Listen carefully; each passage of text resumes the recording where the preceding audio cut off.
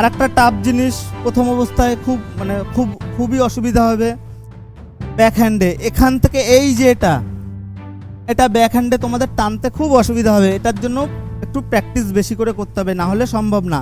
এবং আরও একটা জিনিস, এটা তো আমার ব্যাক হ্যান্ডে প্রত্যেকের পাওয়ার একটু উইকনেস থাকে প্রত্যেকের। তো আমাদের কি করতে হবে, সাপোর্ট নিয়ে কাজ করতে হবে। কিভাবে সাপোর্ট নেব, জাস্ট এই যে ব্যাক হ্যান্ড রাখলাম, ক্লায়েন্টের বডির থেকে আমার হাতে সাপোর্ট আসবে, পাওয়ার আসবে। আমি জাস্ট টাচ করলাম ক্লায়েন্টের গালে, একটা হালকা টাচ রাখলাম। আমরা বিভিন্ন সময় দেখেছি না, হ্যাঁ ফাঁকা রাখলে হাত কাঁপবে। আমরা বিভিন্ন সময় দেখেছি, ধরো কেউ রং দিয়ে তুলিতে রং করছে, বা আমরা বিভিন্ন সময় বিভিন্ন আর্টে দেখি এরকমভাবে একটা হালকা সাপোর্ট দিয়ে এরকমভাবে কাজ করে।